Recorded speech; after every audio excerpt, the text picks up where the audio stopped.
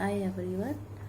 నేను గత 10 days నుంచి క్వారంటైన్ ఉంటున్నాను. నాకు మైల్డ్ సిమ్టమ్స్తో కరోనా పాజిటివ్ ఐడెంటిఫై చేసుకున్నాను. ఫస్ట్ ఆఫ్ ఆల్ నేను అంటే సండే రోజు నాకు ఫోర్త్ సండే రోజు మైల్డ్ బాడీ ఏక్స్ ఉన్నాయి. జనరల్గా మనం ఇగ్నోర్ చేస్తాం మైల్డ్ బాడీ ఏక్స్ అంటే. మార్నింగ్ బ్రేక్ఫాస్ట్ అయిపోయినాయి అంతా ఓకే ఫైన్, బట్ ఆఫ్టర్నూన్కి సివియారిటీ వచ్చేసింది. అంటే లైక్ నాకు తెలుస్తుంది నా బాడీ గురించి, లైక్ స్టెప్స్ ఎక్కలేకపోవటము, ఇట్లా కొద్దిగా బాడీ పెయిన్ సివియర్గానే అనిపించి అమ్మటే నేను మాది డూప్లెక్స్ హౌస్ సపరేట్ బెడ్రూమ్లోకి వచ్చేసేసి లాక్ అయిపోయాను ఫస్ట్ ఆఫ్ ఆల్. నెక్స్ట్ నాకు సెకండ్ డేకి స్మెల్ సెన్స్ పోయింది, తెలిసిపోద్ది మనకి యాక్చువల్గా. యాజ్ యూజువల్ పొద్దున్న లేసి paste smell, body soap smell అట్లా మనకు అర్థమైపోద్ది. ఈవెన్ శానిటైజర్ స్మెల్స్ కూడా, శానిటైజర్ స్మెల్ తొందరగా ఏం పోలేదు, I can feel it. But చిన్న చిన్న లైక్ కోల్గేట్ పేస్ట్ వాసన అయితే రాలేదు, అట్లా తెలిసిపోతుంది అనమాట 1 by 1 మనకి. సో ఎందుకైనా మంచిదని టెస్ట్ చేయించుకున్నాను. అపోలో డయాగ్నోసిస్ నుంచి ఆన్లైన్ రిజిస్టర్ అయితే అంటే నైట్ రిజిస్టర్ అయ్యాను. మార్నింగ్ 12 కల్లా వచ్చారు, శాంపుల్ తీసుకున్నారు, హోమ్ కలెక్షన్ 750 రూపీస్ ఛార్జ్ చేశారు. ఫైన్. నెక్స్ట్ డే నైట్కి రిజల్ట్స్ వచ్చాయి. So positive. అదేదో స్కేల్ ఆఫ్ 25 చూపించింది, మైల్డ్ అంట. సో అంటే ఇమీడియట్గానే వన్ ఆఫ్ మా నైబర్ ఉన్నారు, చాలా హెల్ప్ఫుల్ నైబర్స్ మాకు యాక్చువల్గా. వన్ ఆఫ్ అంటే లైక్ వాళ్ళు గైడ్ చేశారు డాక్టర్ని. ఆన్లైన్ కన్సల్టేషన్ తీసుకున్నాను. డాక్టర్ వీడియో కాల్ మాట్లాడేసి చెప్పాను నాకు ఏం లేవు, నాకు జస్ట్ బాడీ ఏక్స్ ఉన్నాయి. ఆ బాడీ ఏక్ పెయిన్స్ నా వరకు నాకు 1 to 10 స్కేల్లో చెప్పాలి అంటే I can give it at 8 యాక్చువల్గా. సో మైల్డ్ ఫీవర్ 99, 99.4, 99.6 చూపించింది. టెంపరేచర్ ఏం లేదు, నో అదర్ సిమ్టమ్స్. బాగానే ఉన్నాను. యాక్చువల్ ఇగ్నోర్ చేయొచ్చు మనకి. నార్మల్గా పని ఎక్కువ అయింది అనుకోండి, ఇంట్లో కొద్దిగా బాడీ పెయిన్స్ వస్తాయి కదా, అట్లనే అనుకుని ఇగ్నోర్ చేస్తుంటే అసలు ఏముండేది కాదు. బట్ రిస్క్ తీసుకోవటం ఎందుకని, ఉన్న సిచ్యువేషన్స్ తెలిసిందే కదా. నేను ఇలా క్వారంటైన్ అయ్యాను, పాజిటివ్ వచ్చింది. ట్రీట్మెంట్కి వచ్చేసి డాక్టర్ని కన్సల్ట్ అయితే ఆయన నాతో మాట్లాడేసి ఉన్న సిమ్టమ్స్కి, ఉన్న స్కేల్కి, అంటే నాకు మైల్డ్ అని చెప్పా కదా, సో దానికి కొన్ని యాంటీబయాటిక్స్ అవి ప్రిస్క్రైబ్ చేశారు. ఇప్పుడు నేను ఏం చెప్తున్నాను అంటే, నేను ఒక ప్రొఫెషనల్గానే నా స్టడీ వచ్చేసి నేను ఎంఫార్మసీ చేశాను.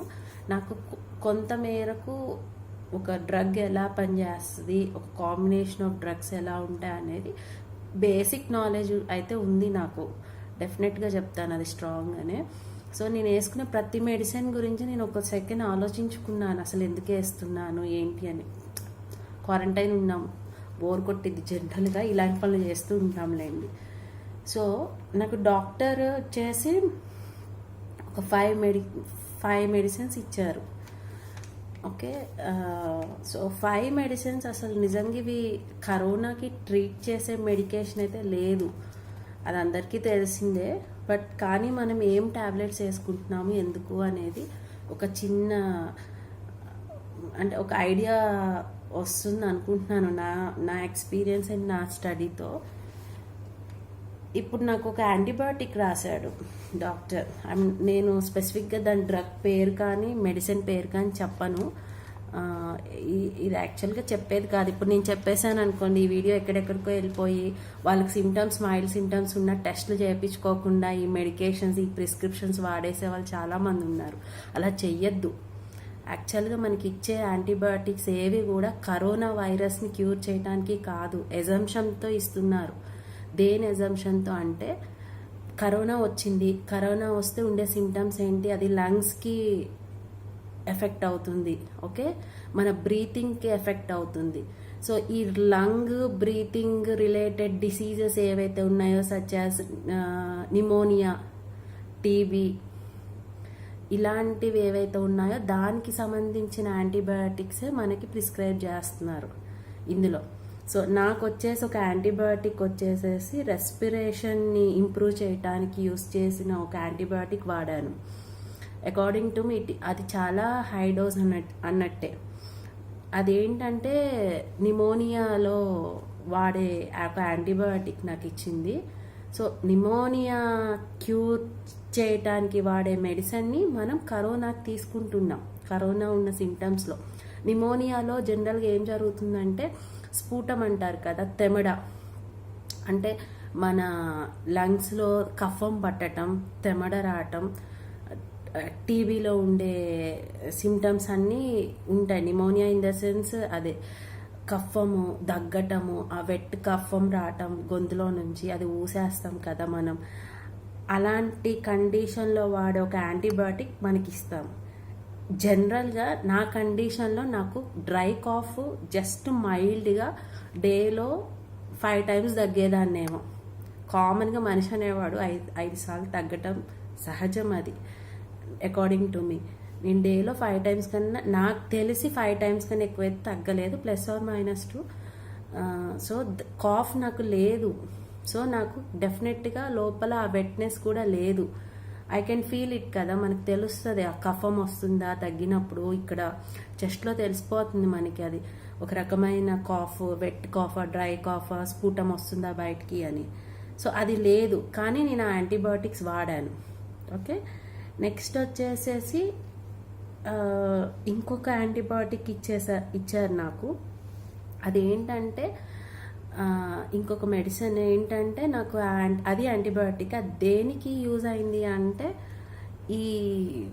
ఈ కఫం ఏదైతే వస్తుంది కదా, మ్యూకస్ అంటారు. మ్యూకస్ అంటే ఇప్పుడు మనకి మొత్తం ఆక్సిజన్ వెళ్ళే విండ్ పైప్, ఫుడ్ పైప్ 2 ఉంటాయి కదా, ఆ విండ్ పైప్ మొత్తం కూడా ఈ స్ఫూటం ఏదైనా ఉంటే, ఈ మ్యూకస్ ఏదైనా ఉంటే అది తీసి పడేయటానికి ఉపయోగపడే ఒక మెడిసిన్ ఇది. అది ఏం చేస్తుంది అంటే ఈ ఏదైతే మ్యూకస్ ఉంటుందో దాన్ని రెడ్యూస్ చేసే మెడిసిన్. 2nd టాబ్లెట్ నేను వేసుకుంది మ్యూకస్ని రెడ్యూస్ చేసే మెడిసిన్.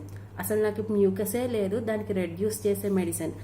బై డిఫాల్ట్ మన విండ్ పైప్ కానీ ఏదైనా వెట్ ఉండాలండి, డ్రై అవ్వకూడదు, అవ్వదు యాక్చువల్గా. సో ఈ లేకపోయినా నేను ఈ మ్యూకస్ రిడక్షన్ మెడిసిన్ వాడబట్టి ఖచ్చితంగా విండ్ పైప్లో ఉండే నాకు హెల్ప్ఫుల్ అయ్యే మ్యూకస్ కూడా తగ్గే ఛాన్సెస్ ఉన్నాయి. దానివల్ల ఆ డ్రైనెస్, గొంతు ఎండిపోవటము, ఏదన్నా మనం వాటర్ తాగకుండా ఇట్లా మింగలేకపోవటము, ఇలాంటి సైడ్ ఎఫెక్ట్స్ లాగా వస్తాయి. నాకు అది నేను ఫీల్ అయ్యాను యాక్చువల్గా. మౌత్ డ్రై అవటము, గొంతు ఎండిపోయినట్టు ఉంటాము, అది నేను ఫీల్ అయ్యాను. నేను అది డెఫినెట్గా దీనివల్ల వచ్చిందనే అనుకుంటున్నాను. ఐఎమ్ నాట్ అంటే నేను జడ్జిఫై చేయట్లే ఖచ్చితంగా వచ్చిందని, బట్ ఇది నా ఎక్స్పీరియన్స్ అనమాట. సో జనరల్గా ఈ 2nd మెడిసిన్ నాకు ఏదైతే ఇచ్చారో అది మ్యూకస్ తగ్గించి బ్రీతింగ్ ఈజీ చేయడానికి ఇచ్చారు. ఇప్పుడు కరోనాలో మనకు వచ్చేది ఏంటి, breathing problem. So breathing easy చేయడానికి ఇచ్చారు, అదొకటి. నెక్స్ట్ ఇంకొకటి నేను 3rd మెడికేషన్ గురించి చెప్తాను. 3rd మెడికేషన్ వచ్చేసి నాకు ఈ హార్ట్ బర్నింగ్ రాకుండా ఇచ్చారు.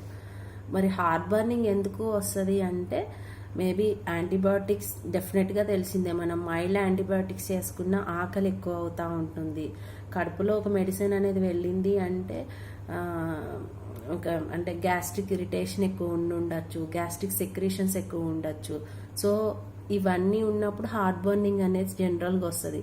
సో ఒక మనిషి క్వారంటైన్లో ఉండి హార్ట్ బర్నింగ్ వచ్చింది అనుకోండి, if is little bit weaker, ఖచ్చితంగా నాకు హార్ట్ స్ట్రోక్ వచ్చిందనే అనుకుంటారు. జనరల్ సైకాలజీ మన అంతే ఉంటుంది.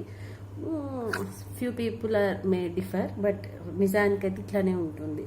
సో నాకు ఇచ్చేసేసి హార్ట్ బర్నింగ్ రిడక్షన్కి ఇచ్చారు ఒకటి H2 బ్లాకర్.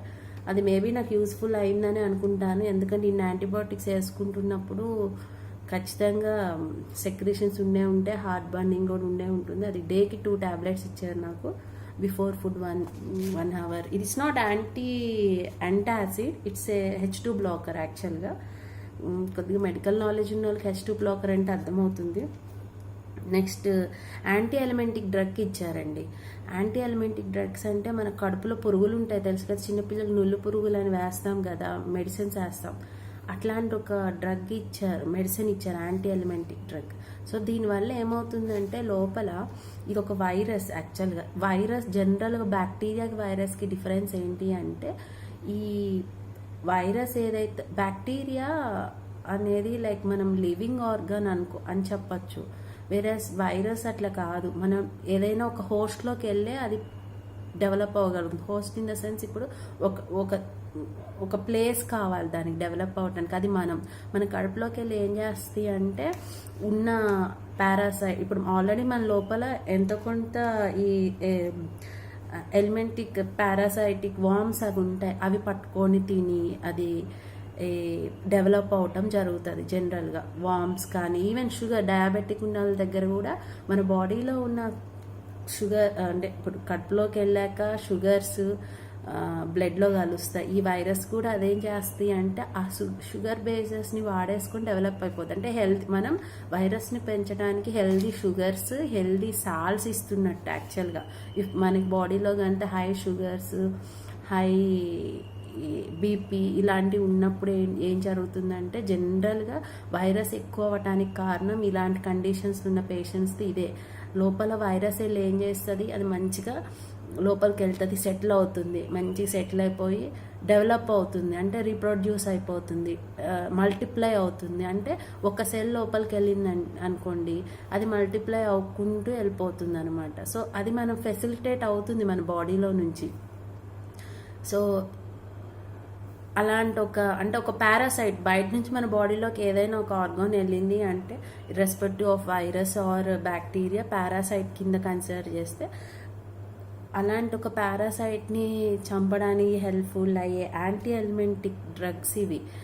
అదొకటి నాకు ఇచ్చారు. సో మేబీ అది కూడా హెల్ప్ఫుల్ అయి ఉండొచ్చు, ఐ డోంట్ నో.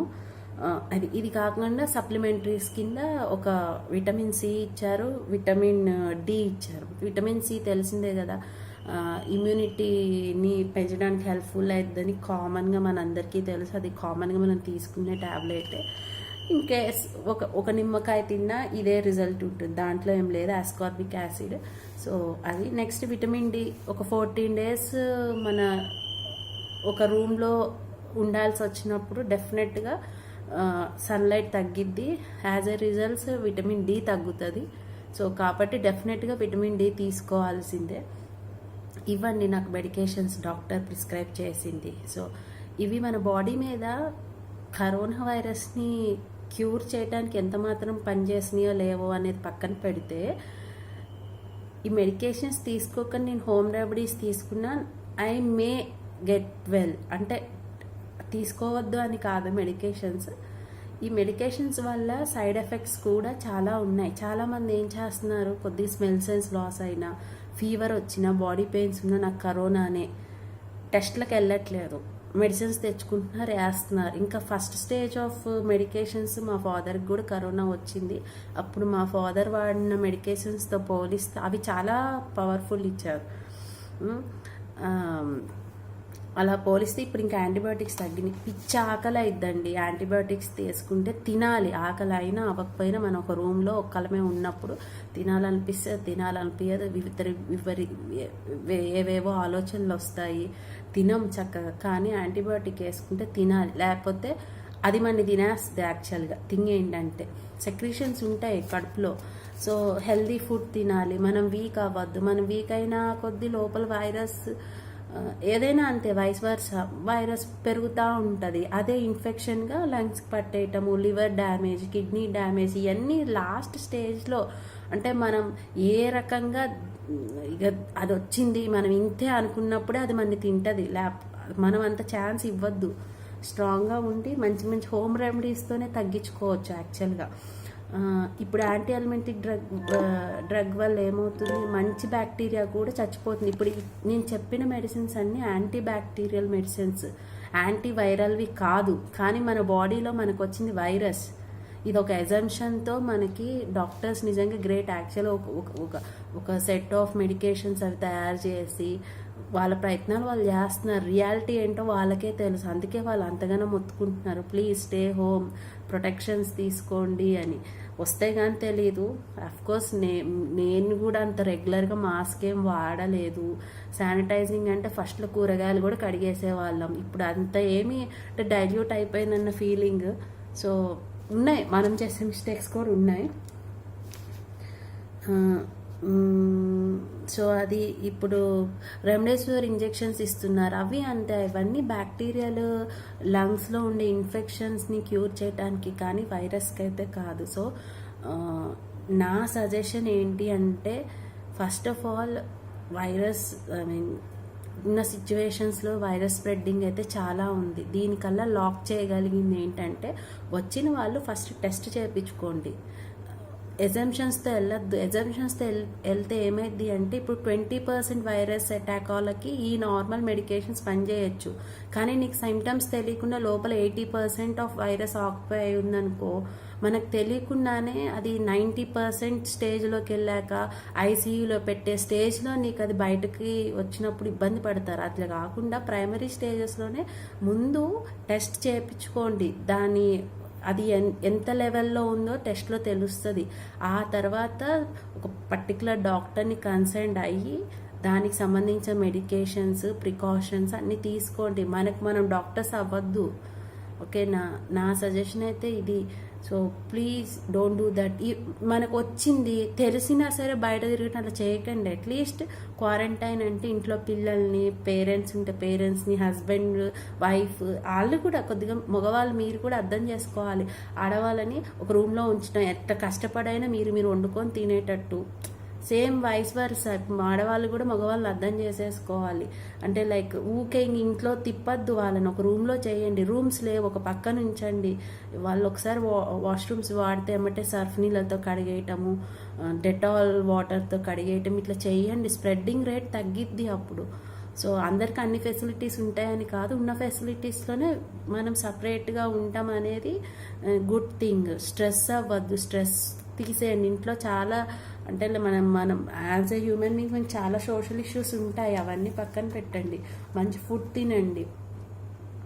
ఇది నా సజెషన్ అయితే ఇది.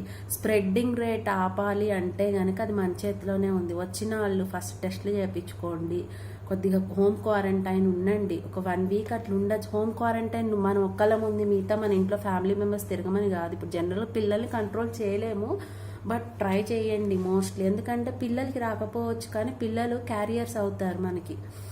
ఒక అమ్మకు వచ్చిందండి, ఆవిడ బిడ్డకు అన్నం తినిపించింది, అయిపోయింది. అమ్మాయి పట్టుకుంటాము, ఆ పాప చేతుల్లో వైరస్ ఉండొచ్చు, కానీ ఆ అమ్మాయికి రాకపోవచ్చు. ఎందుకంటే పిల్లల మోస్ట్ రెసిస్టెన్స్ ఉంటుంది కాబట్టి వాళ్ళకి రాకపోవచ్చు. కానీ అదే పాప పక్కింటికి వెళ్ళింది అనుకోండి, అక్కడ వేరే ఉన్న వాళ్ళని పట్టుకోవటము, లేదా అక్కడ టచ్ చేసి వస్తుంది. నెక్స్ట్ ఇంకెవరు అక్కడ టచ్ చేసేస్తే అట్లనే స్ప్రెడ్డింగ్ రేట్ జరిగేది జనరల్గా అట్లనే. హోమ్ క్వారంటైన్ అంటే మ్యాక్సిమం పాసిబిలిటీ మేరకి అందరూ ఉంటేనే అది ఒక్కడు ఉన్నదానికి ఒక విలువ ఉంటుంది. సో ఇది నా ఈ థింగ్. నేను 10 days అవుతుంది క్వారంటైన్ ఉండబట్టి. So thank you. I think కొద్దిగా ఇన్ఫర్మేషన్ యూస్ఫుల్ అవుద్ది అనుకుంటున్నాను. మీరు కూడా ఇప్పుడు లైక్ ఎనీ ఇన్ఫర్మేషన్ దొరకటం చాలా ఈజీ ఇప్పుడు. సో ఏ మెడిసిన్ ఎందుకు వాడుతున్నామో చూసుకోండి. ఏదో ఉత్తగా చిన్నప్పుడు అమ్మమ్మలు, నాయనమ్మలు అరే ఆ తెల్ల బిల్లు ఇయ్యరా, పచ్చ బిల్లు ఇయ్యరా, ఎర్ర బిల్లు ఇయ్యరా అని టాబ్లెట్స్ ఇట్లా వేసేసుకునేవాళ్ళు. అట్లా వేసుకోవద్దు. ప్రతి మెడిసిన్కి సైడ్ ఎఫెక్ట్ ఉంటుంది. ఇప్పుడు పోస్ట్ కరోనా సిమ్టమ్స్ వచ్చేది అందుకే. కరోనా వైరస్ వల్ల సగం ఏమో వస్తాయో రావో కానీ డెఫినెట్గా మన మెడికేషన్స్ వల్ల సైడ్ ఎఫెక్ట్స్ ఉంటాయి. అవి మనకి షార్ట్ టర్మ్లో తెలియకపోయినా లాంగ్ టర్మ్ అయినా ఎఫెక్ట్ అవుతాయి. ప్లీజ్ ఒక మంచి డాక్టర్ సలహా లేకుండా మెడికేషన్స్ తీసుకోవద్దు. సొంత ప్రయోగాలు చేయమాకండి, ఓకేనా? కొంతమంది ఉంటారు ఆయుర్వేదిక్లోనే వెళ్తాము, గుడ్, అట్లా వెళ్ళండి. కానీ ఏదైనా ఆయుర్వేదిక్ డాక్టర్ని కన్సల్ట్ చేసి వెళ్ళండి. మీరు సొంతంగా తీసుకోవద్దు. ఏదంటే ఇది ఈజీ తీసుకునే విషయం కాదు, అట్లని లైట్గా వదిలేసే విషయం కూడా కాదు. నెగ్లెక్ట్ చేసుకోవద్దు. మీ ఫ్యామిలీస్ గురించి మీరే చూసుకోండి, సపోర్ట్ చేసుకోండి ఒకరినొకళ్ళు. సో ఇది నా ఎక్స్పీరియన్స్. నేనైతే చాలా అంటే ఎర్లీ ఐడెంటిఫై అయ్యాను, చాలా రిలాక్స్గా ఉన్నాను. యాక్చువల్గా నేను కొద్దిగా ఓవర్ వెయిట్, నాకు నిజంగా బ్రీతింగ్ ఇష్యూ వచ్చుంటుంది, ఎక్స్ట్రీమ్స్లో వచ్చుండొచ్చు. సో ఐ థింక్ నేనైతే తొందరగానే గెట్ వెల్ అయ్యాను. ఇంకా 4 days ఉంది నా quarantine. Let's see. Thank you.